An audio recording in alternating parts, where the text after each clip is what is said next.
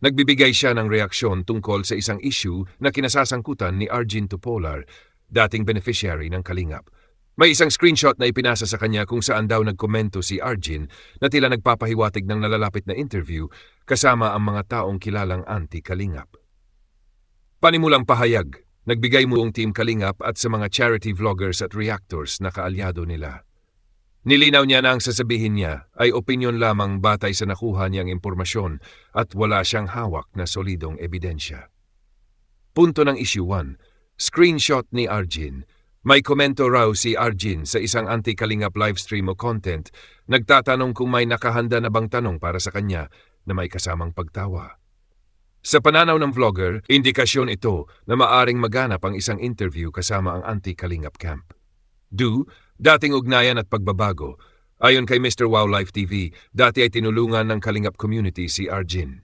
Ikinagulat niya na tila naging kalaban na ito ng grupo, kumikilos at nakikisama sa mga taong tumitira sa Kalingap. Ikinumpara niya si Arjin sa ibang ex-beneficiaries na tahimik at hindi na bumabalik sa issue, habang si Arjin ay patuloy na maingay at aktibo sa mga anti-Kalingap livestreams. 3. Pagdududa at strong gut feel. Bagamat hindi niya diretsong inaakusahan, malakas daw ang kutob niya na si Arjin ang nagsumbong kay Makagago base sa mga nilalaman ng sumbong na nabasa niya. Pansin din niya na si Arjin ay may jacket o moderator status sa mga anti-Kalingap livestreams, indikasyong malapit ito sa kanila. 4. Payong personal.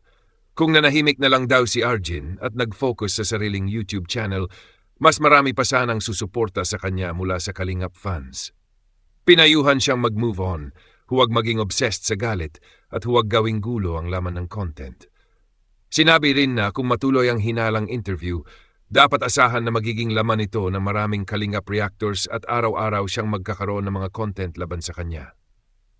5. Puna sa galit ni Arjin. Naguguluhan siya kung saan nanggagaling ang galit nito sa Kalingap at sa founder na si Val Santos Matubang, lalo't wala namang ebidensyang nabastos o nabalahura ito ng personal.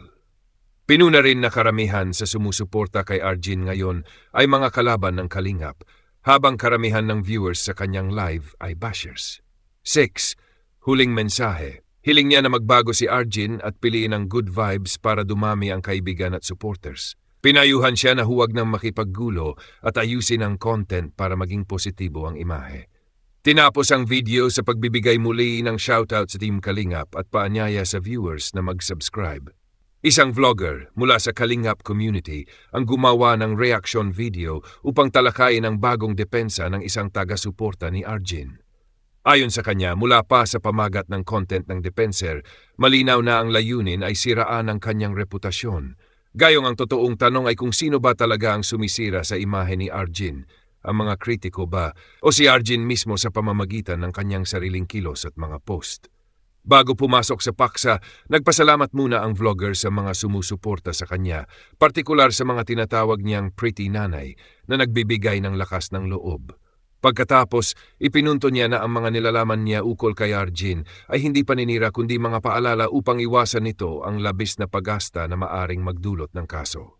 Aniya, wala namang ebidensya para kasuhan si Arjin sa kasalukuyan. Ngunit kung patuloy itong maging matapang at mag-overreact dahil sa udyok ng ibang tao, maaring magkaroon ito ng paglabag sa batas. Binatikos din niya si Payatas Boy, isang reactor na umano'y nag-analyze pero hindi malinaw ang punto.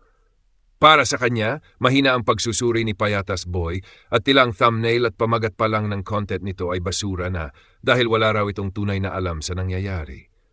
Ayon sa kanya, maling isipin na siya, ang vlogger, ang sumisira sa imahe ni Arjin. Sa halip, si Arjin mismo ang gumagawa ng mga bagay na nagdudulot ng negatibong impresyon.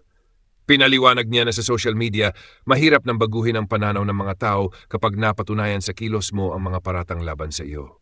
Sa halip na ipakita ang mga negatibong bagay, mas mabuting patunayan na mali ang mga bashers. Ngunit sa kaso ni Arjin, tila mas pinapalakasan ng ilang depensa ang kanyang maling gawain sa halip na itama ito. Binalikan din ng vlogger ang kasaysayan ng mga issue ni Arjin sa Kalingap, kabilang ang mga dating content ni Papa Eggs na nagdulot ng maraming bashers. Aniya, pilit lamang niyang inaakay-akay si Arjin patungo sa mas maayos na direksyon, ngunit ang ilang anti-Kalingap ay ginagamit ang sitwasyon para makapanira sa grupo. Ang ganitong suporta raw na puro laban at go lang ay maaaring humantong sa mas malaking problema, lalo na kung mauwi sa kasuhan. Nagbabala siya na kapag dumating ang oras na may kaso na si Arjin, maaaring iwan na lamang siya ng mga taong ngayon ay kumakampi sa kanya. Kaya aniya, ang mga payo niya ay para maiwasan ito. Pinayo niya kay Arjin na dalhin sa tamang proseso ang anumang ipinaglalaban at huwag sa social media dahil kapag hindi totoo ang sinasabi, masisira lamang ang sarili. Bilang huling paalala, sinabi ng vlogger na mas mabuting ituon ni Arjin ang oras sa paggawa ng positibong content tulad ng pagsayaw at paggawa ng TikTok para sa ikabubuti ng kanyang channel at personal na buhay. Tinapos niya ang video sa pasasalamat at pagbati ng God bless sa lahat.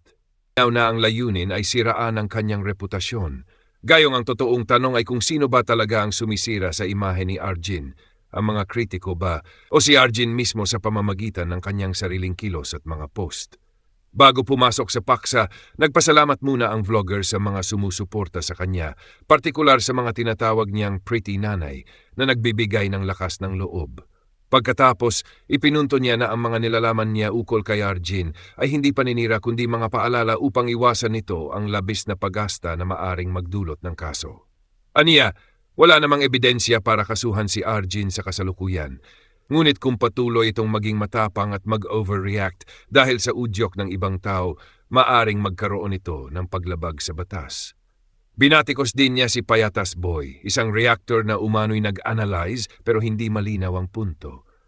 Para sa kanya, mahina ang pagsusuri ni Payatas Boy at tilang thumbnail at pamagat pa lang ng content nito ay basura na dahil wala raw itong tunay na alam sa nangyayari. Ayon sa kanya, maling isipin na siya, ang vlogger, ang sumisira sa imahe ni Arjin.